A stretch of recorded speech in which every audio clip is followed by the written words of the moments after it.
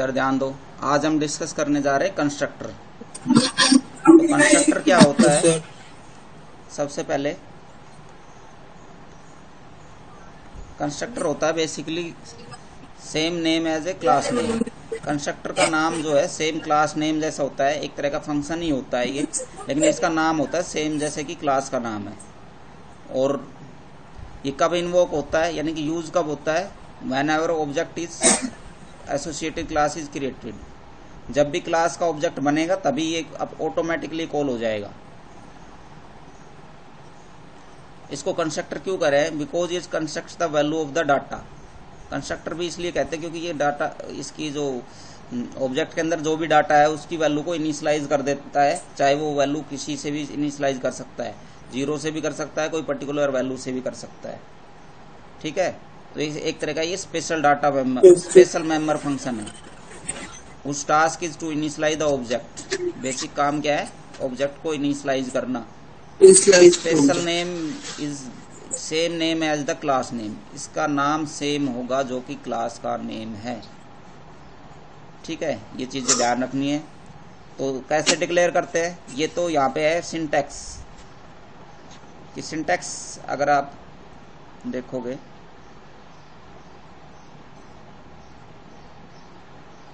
Constructor declare कर रखा है हमने। एक क्लास है जो कि इंटीजर नाम की है, इसके अंदर 2 मेंबर है, प्राइवेट बना रखे हैं एम और एन। पब्लिक के अंदर एक और हमने क्रिएट कर दिया है इंटीजर कंस्ट्रक्टर डिक्लेयर्ड। ये बेसिकली इस तरीके से आएगा, ठीक है ना, बंद है ब्रैकेट। इंटीजर सर ये किस लिए यूज हो रहा है? अभी बताते हैं। अरे कोई वैल्यू इनिशियलाइज करने के लिए यूज करेंगे हम। कंस्ट्रक्टर ऑब्जेक्ट की वैल्यू स्टार्टिंग में ही क्या वैल्यू मिल जाए उसको, तो हम कैसे करेंगे इसको कॉल? कैसे कॉल करेंगे? 0 मतलब 0 यहाँ पे बाहर आके क्लास के अंदर करते हो यहीं की यहीं, तो आप सीधा फंक्शन की तरह कर सकते हो। यहाँ पे जो ये वर्क यहाँ पे किया है m equals to 0 n equals to 0। जैसे कोई ऑब्जेक्ट बनेगा फर्स्ट टाइम तो ऑटोमेटिकली उसको वैल्यू मिल जाएगी 0 0। अगर क्लास के बाहर करते हो तो ऐसे करना पड़ेगा। क्लास नेम ये स्कोप रिजोल्यूशन ऑपरेटर है, स्कोप रिजोल्यूशन ऑपरेटर। फिर यहाँ पे कंस्ट्रक्टर का नेम है, ये है दोनों सेम है तो दोनों सेम चलेगा। यहाँ पे कुछ नहीं दिया तो वॉइड लिख दिया है। वॉइड लिखा है तो ठीक है, नहीं लिखा तो आप ब्लैंक भी छोड़ सकते हैं। ठीक है, समझ में आया इतना? Yes sir. ये क्या है? इंटीजर क्या है? वॉइड प्लेस कहाँ पे? ये एक स्कोप रिजोल्यूशन ऑपरेटर है यहाँ पे। Resolution operator.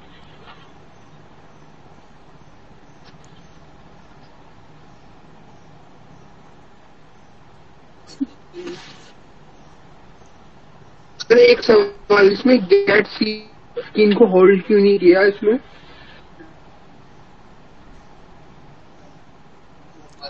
गेट CS वगैरह अभी यूज नहीं कर रहे हैं, अभी मेन फंक्शन क्रिएट नहीं किया हमने। मेन फंक्शन से बाहर किया ये हमने क्लास। अभी मेन करेंगे तब करेंगे वो। ठीक है, और ये क्या है? क्लास का नेम है ये।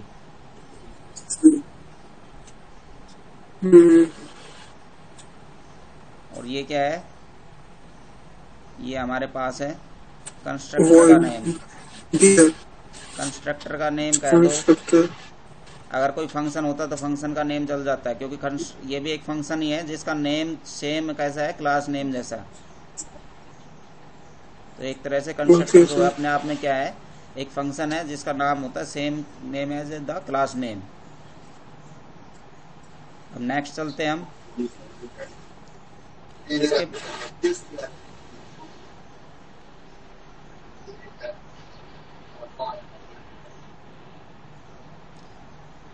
तो इसकी कुछ स्पेशलाइजेशन प्रॉपर्टीज है, वो क्या होती है? When a class contain a constructor like one defined about is guarantee that an object is created by the value will be initialise automatically. जैसा कि मैंने बताया, जैसे ही आप इंटीजर नाम से, जैसे इंट 1 नाम से आपने ऑब्जेक्ट क्रिएट किया तो ऑटोमेटिकली इसके अंदर m और n जो है उसके अंदर वैल्यू इनिशियलाइज हो जाएगी 0 0। ऑटोमेटिकली आपको करने की जरूरत नहीं है। Declaration not only create the object but the also initialise its data member m and n to 0। Constructor accept the no parameter, इसमें कोई पैरामीटर एक्सेप्ट नहीं किया उसने, कोई वैल्यू आपने दी नहीं अलग से। तो इस तरीके के जो कंस्ट्रक्टर होते हैं जो कोई वैल्यू नहीं लेते हैं उनको हम कहते हैं डिफॉल्ट कंस्ट्रक्टर। तो यहाँ पे डिफॉल्ट कंस्ट्रक्टर है, जैसे कि ए क्लास है, ये एक और एग्जांपल के थ्रू बताया कि ए क्लास है तो A:A करके आप ऐसे करते हो तो डिफॉल्ट कंस्ट्रक्टर है, ये कोई पैरामीटर नहीं ले रहा है। तो no such constructor is defined, compiler supplied default constructor. Compiler भी एक डिफॉल्ट कंस्ट्रक्टर रखता है, आपको बनाते हो तो ठीक है, नहीं बनाते हो तो वो भी रखता है। यानी कि जब आप क्रिएट करते हो कोई पैरामीटर पास नहीं करते हो तो ऑटोमेटिकली कंपाइलर वाला डिफॉल्ट कंस्ट्रक्टर कॉल हो जाता है। तो ए क्लास से आपने ए ऑब्जेक्ट क्रिएट किया स्मॉल ए वाला, तो यहाँ पे डिफॉल्ट कंस्ट्रक्टर कॉल हो जाएगा कंपाइलर, जो कि कंपाइलर के पास है, चाहे आपने नहीं बनाया हो बेशक। फिर हमारे पास इसकी प्रॉपर्टीज आती है डिफॉल्ट कंस्ट्रक्टर की। Constructor have some characteristics, sorry. तो कंस्ट्रक्टर की कुछ प्रॉपर्टीज है। First one, they should be declared in the public section. सबसे पहले है कि हमेशा जो कंस्ट्रक्टर होगा उसको आपको पब्लिक सेक्शन में डिक्लेयर करना है, यानी कि कंस्ट्रक्टर हमेशा पब्लिक होना चाहिए। पब्लिक नहीं हुआ तो आप उसको मेन फंक्शन से कॉल नहीं कर पाओगे, यानी कि क्रिएट नहीं हो पाएगा ऑब्जेक्ट। जब आप ऑब्जेक्ट क्रिएट करोगे उस टाइम इनिशियलाइज नहीं होगा, वो कॉल नहीं हो पाएगा। एक तरह का फंक्शन है तो वो कॉल नहीं हो पाएगा। सेकंड है invoke automatically when object is created, तो ऑटोमेटिकली कॉल हो जाएगा, आपको अलग से लिखने की जरूरत नहीं है। जब आप ऑब्जेक्ट क्रिएट किया उसी टाइम वो कॉल हो जाएगा। Do not have return type, ये कोई रिटर्न टाइप नहीं होता, कहने एक फंक्शन ही है लेकिन इसका कोई रिटर्न टाइप नहीं होता। फंक्शन में रिटर्न टाइप होता है लेकिन इसमें नहीं होता। और फंक्शन का नेम अलग अलग हो सकते हैं लेकिन इसका नेम हमेशा क्या होगा, क्लास नेम वाला नेम होगा। It can not B inherited, इसको इनहेरिट नहीं कर सकते। Derived class can call, derived class इसको कॉल कर सकती है, इनहेरिट नहीं होगा। ये कॉन्सेप्ट है, ये कॉन्सेप्ट हम आगे समझ में आएगा आपको, आगे हम इनहेरिटेंस पढ़ेंगे उसमें समझ में आएगा, ठीक है। इसके बाद एक और नेक्स्ट कॉन्सेप्ट पढ़ेंगे इनहेरिटेंस, जो होता है कि मैंने बताया था कि आपकी पेरेंट्स की प्रॉपर्टीज आपके अंदर आ गई है और आपकी प्रॉपर्टीज आपके जो भी आगे पीढ़ी होगी उसके पास चली जाती है। हाँ ठीक है ना, प्रॉपर्टी हो चाहे कुछ भी हो वो आगे ट्रांसफर हो जाती है, वो इनहेरिटेंस होता है।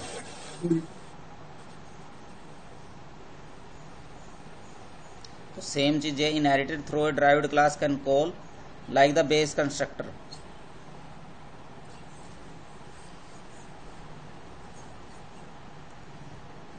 बेस कंस्ट्रक्टर की तरह ही,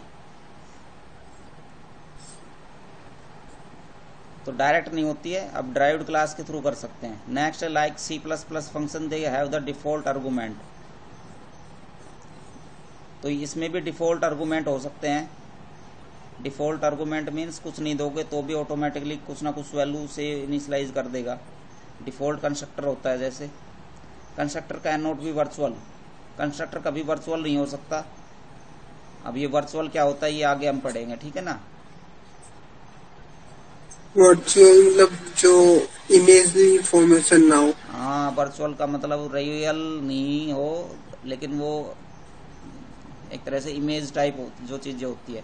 बाकी हम अच्छे से डिस्कस करेंगे आगे इसको। Object with a constructor can be used as a member of a union, union का मेंबर भी हो सकता है कंस्ट्रक्टर, सॉरी नहीं हो सकता, can not be use as a member of union. Union एक तरह का डाटा टाइप होता है, जैसे स्ट्रक्चर होता है उसी का टाइप है, ठीक है। स्ट्रक्चर होता है, यूनियन होता है। जैसे स्ट्रक्चर क्रिएट कर सकते हैं, यूनियन क्रिएट कर सकते हैं। बस ये कह रहा है कि उसका पार्ट नहीं हो सकता ये।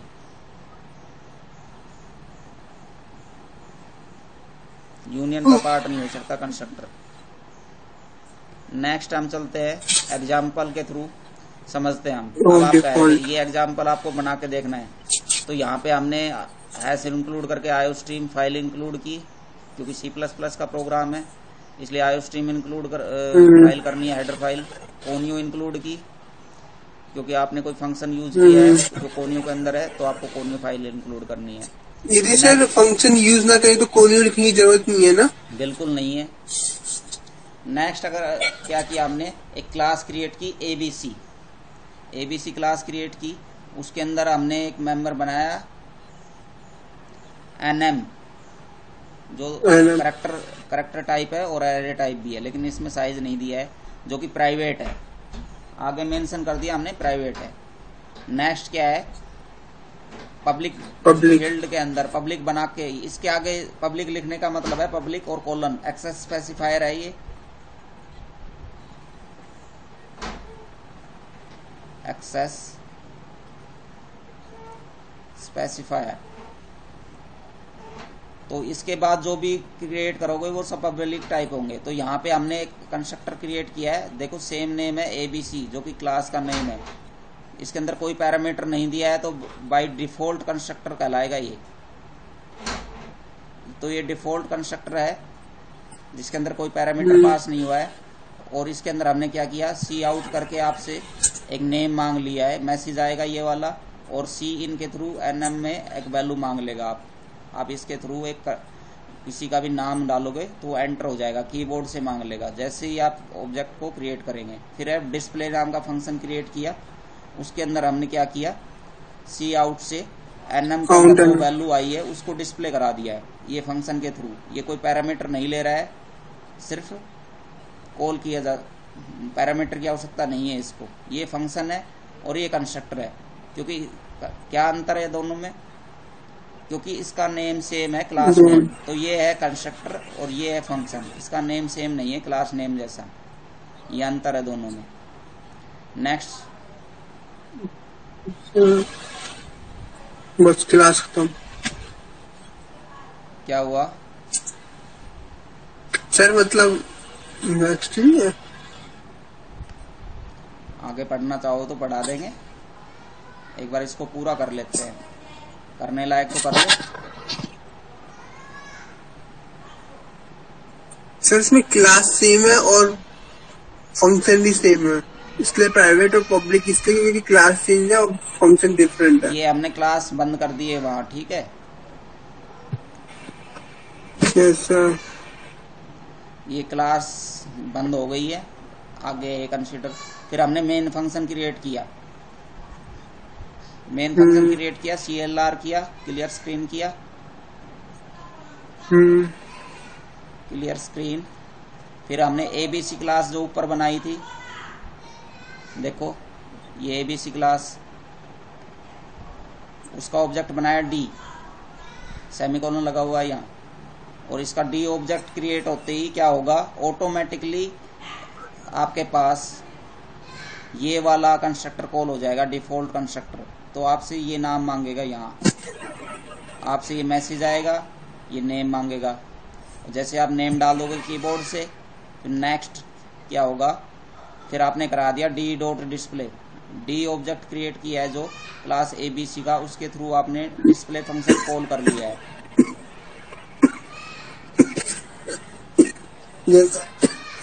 ठीक है।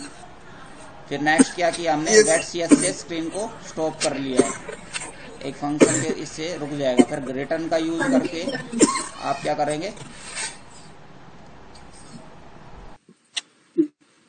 स्क्रीन होल्ड कर देंगे।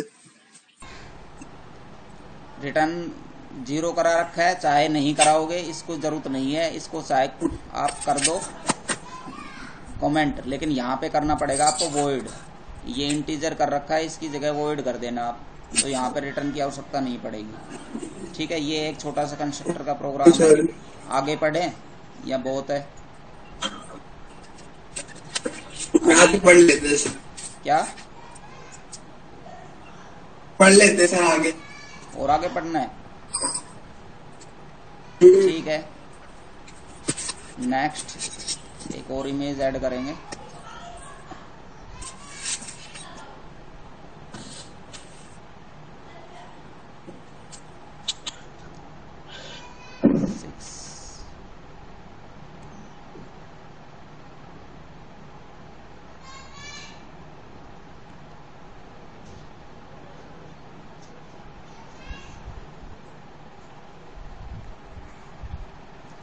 फिर कंस्ट्रक्टर में आते हैं हमारे पास टाइप ऑफ कंस्ट्रक्टर। तो एक तो होगा डिफॉल्ट कंस्ट्रक्टर, सेकंड होता है पैरामीटराइज कंस्ट्रक्टर। पैरामीटराइज कंस्ट्रक्टर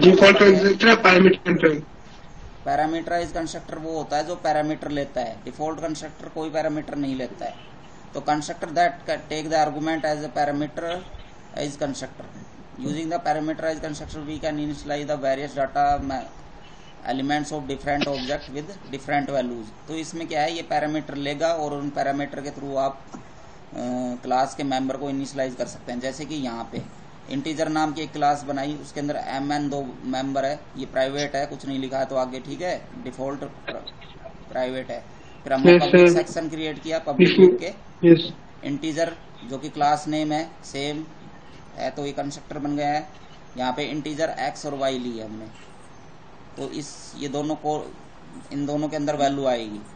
आगे अगर आप इसके अंदर लिखा हुआ नहीं है, इन x और y से क्या कर सकते हो आप, m के अंदर x की वैल्यू डाल दो, n के अंदर y की वैल्यू डाल दो, ठीक है। तो ऑटोमेटिकली क्या हो जाएगा, इसके अंदर जो वैल्यू आएगी वो m और n के अंदर डल जाएगी।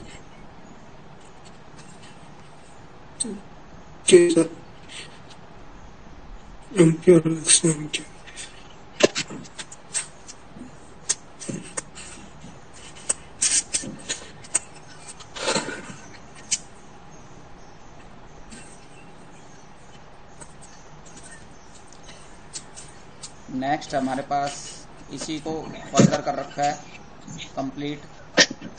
तो क्या करेंगे, ये देखो इंटीजर अंदर नहीं कर रखा है, बाहर डिक्लेयर कर रखा है, वही m वो जो मैंने बताया, m के अंदर x की वैल्यू, n के अंदर y की value. The argument can be pass by the constructor by calling the constructor. आप मेन के अंदर जाके कैसे कर सकते हो, इंट 1 करके आपने ऑब्जेक्ट बनाया, ये मेन के अंदर करना है ये वाला वर्क, ठीक है ना, जो पीछे किया है ना उसके अंदर मेन के अंदर करना है ये वर्क, ठीक है, कंफ्यूज नहीं होना, ये मेन के अंदर होगा। तो आप जब ऑब्जेक्ट क्रिएट करोगे तो पहली वैल्यू 0 दे दी, दूसरी वैल्यू 100 दे दी, तो ये ऑटोमेटिकली पहली चली जाएगी जो m वैल्यू है उसके अंदर, दूसरी चली जाएगी n वैल्यू है उसके अंदर। ऐसे ये किया है इंटीजर 1। ये एक्सप्लिसिट कॉल के थ्रू होता है, दो तरीके से कर सकते हैं, तो चाहे आप ऐसे कर दो चाहे ऐसे कर दो, दोनों तरीके से हो जाएगा, ठीक है। तो ये करना है आपको मेन के अंदर करना है, ये ध्यान रखना, मेन के अंदर ऑब्जेक्ट क्रिएट करते टाइम मेन के अंदर करोगे ना, CLR वगैरह कर लोगे। यस सर, ये वैल्यू प्रिंट हुई ना, इंटीजर 1 इंटीजर 0 100 लिखी हुई है, ये वैल्यू इनिशियलाइज हो जाएगी वहां पे ऑटोमेटिकली। ये देखो यहाँ m और n के अंदर चली जाएगी। इनिशियलाइज का मतलब है कि 0 वाली वैल्यू तो चली जाएगी x के अंदर, ये 0, और ये 100 चला जाएगा y के अंदर। और फिर यहाँ हमने क्या कर रखा है, यहाँ हमने क्या कर रखा है कि x की वैल्यू को m में डाल रखा है और y की वैल्यू को n में डाल रखा है, ठीक है। इस प्रोग्राम को करके देखो, फिर समझ में आएगा। बेसिक डिफॉल्ट कंस्ट्रक्टर करके देखो, फिर करके देखो पैरामीटराइज कंस्ट्रक्टर, फिर आपको समझ में आ जाएगा। करके बताओ और प्रैक्टिकली फिर दिखाओ मेरे को।